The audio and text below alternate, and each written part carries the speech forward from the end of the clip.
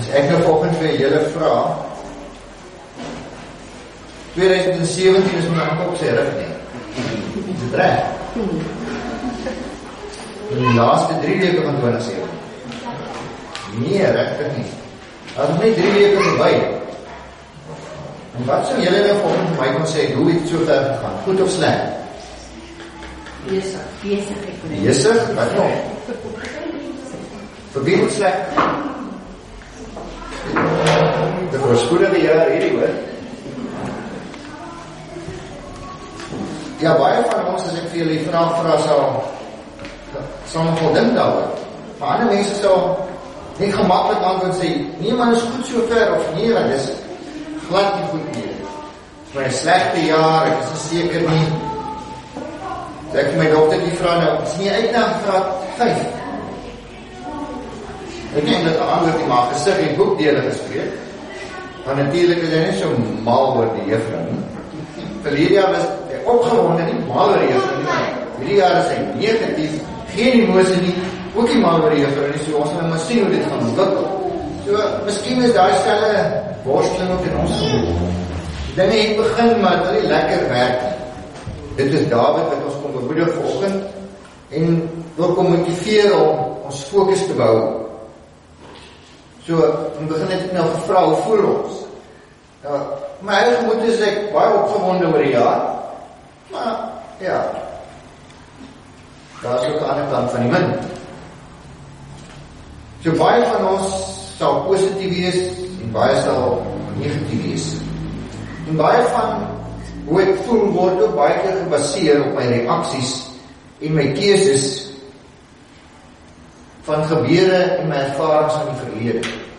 Wat gister met my gebeur het, bepaal gewoonlik hoe ek vandag voel en mag dalk so half vir my forceer om 'n gevoel uit te spreek oor die toekoms is. As gister sleg gegaan het, dan gaan die hele jaar sleg wees. As gister goed was, gaan die hele jaar goed wees. So, hoe voel ons oor die jaar? Hoe voel ons, dis al 3 weke ver? Wat moet ons doen? Ek wil 3 dinge vanoggend vinnig met julle deel. Die een ding wat David vir ons kom sê is, wat hy vir ons wil kom herinner. Hy kom skets vir ons so klein prentjie van God. Nou, ek het so 'n bietjie gelees, hulle is nie seker hoe moet mens die Psalm lees nie. Moet jy hom nou aan die begin van Dawid se lewe probeer verstaan, of aan die einde van sy lewe? Het hy hierdie Psalm geskryf voor hy op pad was na koning Saul toe? Of het hy dit geskryf toe hy al afgetree was en daar onder die stoepdak sy koffie gedrink het en beskuitjie geëet het en toe nou alles neergeskryf? Daar is nie sekerheid nie, maar ek dink wat belangrik is van die Psalm is, David kom gee vir ons 'n klein bietjie tools vir die jaar, dat ek en jy sommer in een hand kan dra, so het nie soms tas te pak nie. Die ene wat ek kom sê is, julle moet onthou, en ek sê nou vir julle vanmôre, die Here is my lig en my redder. Die Here is my toevlug. Vir wie sou ek vrees? Selfs toe Dawid se lewe op en af gegaan het, ook maar soos ons lewe, het hy geworstel. Hoe gaan ek vorentoe? Hoe moet ek? En sy geloof met God het vir hom die antwoorde gebring. En dis wat hy vanoggend ons kom deel. Dawid kom bevestig net vanoggend weer eens vir ons en herinner ons oor wie wat die Here is en wat hy doen. Hy gebruik woorde soos lig en redder. Die Here is my lig. Nou jy weet, as ons die lig aansit, hoe voel mense in die vertrek? Ons kan nou die lig afsit en alles donker maak. En hoe voel mens dan? Verward, onseker, wonder wat gaan die binne aan, wie gaan nou op my spring, wie kan my slaan, waar gaan ek val? Maar die oomblik as die lig aangaan, is jy geposisioneer. Dan kan jy oordele, jouself oordeel waar en wat om te doen. En dis wat Dawid kom sê. God is daai persoon vir my. God is my lig. Hy gee vir my begrip. Ek kan sien, daarom kan ek verstaan. Hy bring vreugde in my lewe en hy gee my 'n lewe om te leef. God is my lewe. Nou sê in die verder vers 1 praat hy van die Here is my redder. Nou wanneer red mens iemand? Wanneer die moeilikheid is. So vir Dawid is God se redder.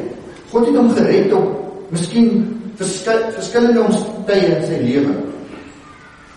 Hy ervaar God as redder. 'n fisiese ding wat met hom gebeur het.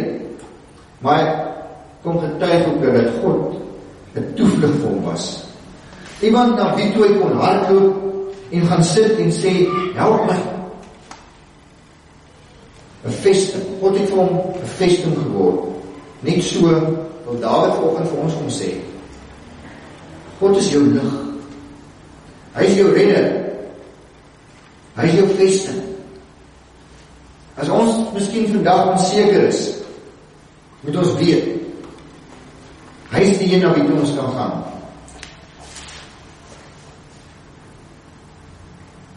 Vers 9 sê Dawid, U alleen is die God wat my red. En hierdie God is 'n God wat lig is. Hy 'n God wat red en 'n God wat vir ons 'n veilige vesting bied. Dis die eerste gedagte.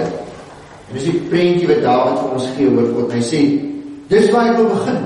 Begin nie by die onsekerhede nie, ek begin by die antwoord, by die oplossing. Tweede gedagte is wat Dawid vir ons wil kom herinner is. Hy sê, jy moet die hele tyd God soek in jou lewe. Jy moet op hom fokus. Wanneer daar 'n tyd in ons lewe is wat aanbreek, vol onsekerhede, waar mens bang word, waar jy beangs is, waar jy nie weet wat om te doen nie, kom Dawid en sê, fokus op die Here. Dalk moet jy 'n persoonlike besluit neem die jaar. Dalk moet jy besluit waarom jou kinders volgende jaar sit, wat se werk jy moet doen. Dawid sê, vergeet daarvan. Soek die Here. Kry jou fokus op hom. Hy is die ene wat jou sal help. Beslis sal hy jou help. Sodra jy op hom fokus, dan kom daar sekuriteit uit God se teenwoordigheid in jou lewe. My vertroue in die Here sal my veilig laat voel en vir jou veilig laat voel. Ek dink Dawid het baie dinge in sy lewe verkeerd gedoen. En ek dink dis hoekom hy het geskryf het, want elke keer het hy teruggegaan na God toe. En God het tot sy redding gekom. Hy kon weer God gaan opsoek. Hy het die vrymoedigheid gehad binne daai geloofsverhouding om God op te soek. En sê, Here, my fokus het geskuif. En God het dit toegelaat. God het hom ingeneem. Sy fokus op hom bou. Vir my en jou, om ons vertroue en ons fokus op God te stel hierdie jaar, beteken dat dit ons toelaat om ons omstandighede wat ons miskien mee worstel en wat ons saamdra, te kan hanteer. En is so soms dat jy iets en jy het niemand om dit mee te deel nie. Met wie deel jy jou wrogginge? Deel dit met God. Hy is daar. Hy beloof om daar te wees vir ons. En Dawid kom sê, jy hoef nie te wonder nie. Hy gebruik die woordjie is. God is die lig. God is my redder. God is my toevlug. Hy koop dit vir ons. So soek en fokus op God. Die derde gedagte, as dit goed gaan met jou, dan gaan dit ons goed. Ek bedoel, as jy die hele jaar mooi ry, dan sê ek, geen spoedoortredingskaart gekry nie. Dis mos nou lekker. So af en toe, dan kom daar so 'n venstertjie koevert, dan is dit jou voertuig, maar die datum en die dag en die maand was jy nou nie bestuur nie, maar dit is jou geld. Dan kry ons 'n bietjie terugslag. Mismoedigheid. Of jy kom siek geraak het, goeie gesondheid. En ja, daar is terugslaande in mense lewe. Daar is oomblikke wat jy ervaar, maar waar is God? Hoekom laat hy hierdie goeders toe? Dan kom Dawid en sê, as jy iets ervaar van 'n terugslag in jou lewe, herlei jou fokus, gaan terug na God toe. Jy dalk net vir 'n oomblik jou oë toegemaak en jou balans verloor. God is daar. Ongeag watter aktiwiteit jou lewe wil impakteer of wil verander, kom Dawid vanoggend sê, herlei jou fokus terug na God toe. Lees vers 9. God alleen kan red. Daar is niemand anders nie. God is ons, soos ek in die eerste sê, number 1. Daar is nie 'n ander number 1 nie. God is ons number 1. Ons moet teruggaan na hom toe. Ons moet God toelaat in ons soeke na hom toe. En dit doen ons deur te bid. Om die Here in gebed te gaan smeek. Vers 7 tot 14 is basies Dawid se gebed.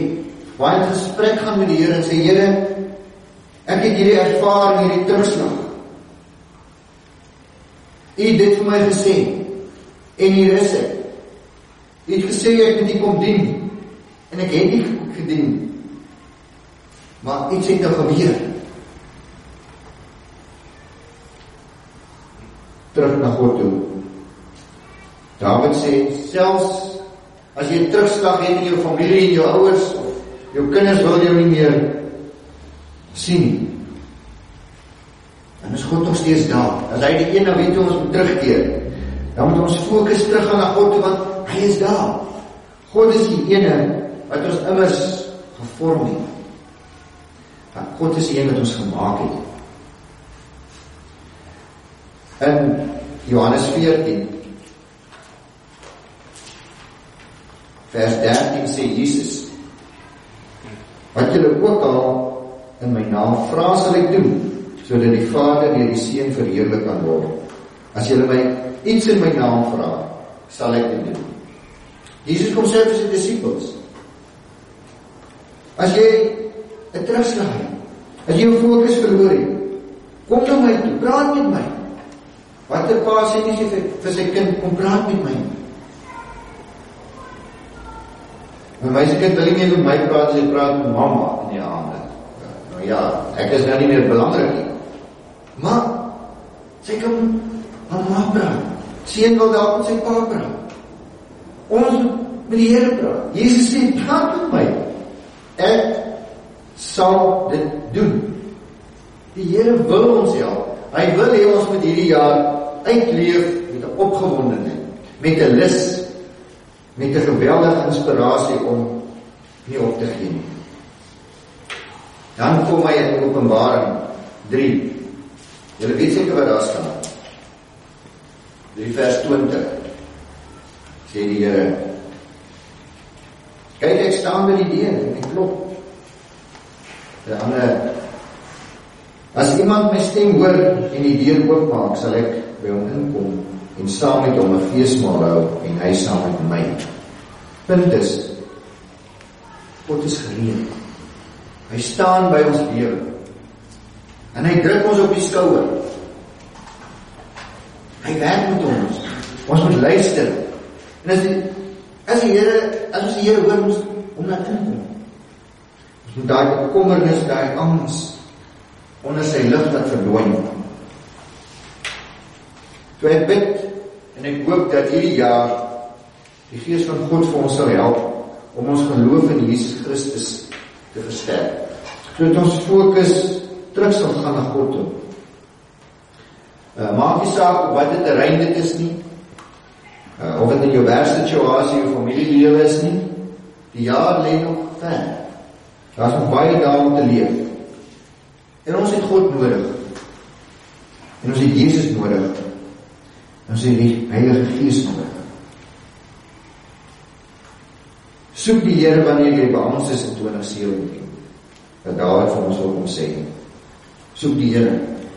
Niemand anders nie. Want die Here is ons lig. Die Here is ons redder. En die Here is ons toevlug. So baie goed het al die 3 weke gebeur. Die veldbrande, mense met motorfiets ongelukke. Gister hoor ek weer iemand in Kuilsrivier wat 'n motorfiets gekoop het om vinniger by die werk te kom. En ja, hy is nie meer daar. Motorfiets is in stukke. Ons weet nie van die dag van môre nie, maar al wat ons kan vashou, is God. Soek die Here in 'n tyd van angs in hierdie jaar, deur op hom te fokus. Ek dink, dis nogal moeilik om in hierdie tyd op die Here te fokus. Daar is baie goed dat ons gedagtes aflei, wat ons aan snaakse goed laat dink. Gisterand lê ek in die bed, en skielik trek iemand los en skiet. Die eerste keer het seker so 15 skote. Doe. Rooi te skiet die ou, is so stil vir so 3 minute. Trek iemand weer los. 11:30 in die nag. Nou, sê nou skiet my raak deur die venster, sê nou skiet 'n gat in my bakkie, wat van deur die dak. Allerlei goed gaan deur mense gedagtes. Ons baie uitdagings, baie goed wat gebeur om jou fokus van God dan weg te trek. Wat jou gedagtes manipuleer om nie positief in die Here te rus nie. Kom ons fokus. Dit kos werk. Die derde gedagte waarmee ek dan afsluit. Wanneer daar 'n terugslag hierdie jaar is, of kom ons help mekaar om ons gedagtes en ons fokus terug te kry by die Here. Dis hoekom ons in 'n gemeenteverband funksioneer. Dis hoekom ons in 'n gesinsverband is. Dis hoekom die Here ons families gemaak het, en ook 'n kerkfamilie, om mekaar te ondersteun. Sodat die een vir die ander kan sê, help my fokus, help my bid saam met my, sodat ons saam die Here kan dien en loof. Want, hoe sê Dawid in Psalm 27? Ek onthou wat hy gesê het. Julle moet my kom dien. Ek is hier om u te dien, Here. Mag die res van die jaar vir ons regtig inspirerend wees. En mag hierdie psalm vir ons help om ons verhouding met Jesus Christus in stand te hou. Mag hy vir ons help om ons fokus te bou, sodat ons ook verander, soos Dawid, vir ons bemoedig, deur te sê, God is jou lig. God is jou beskermer. God is jou vesting. Amen.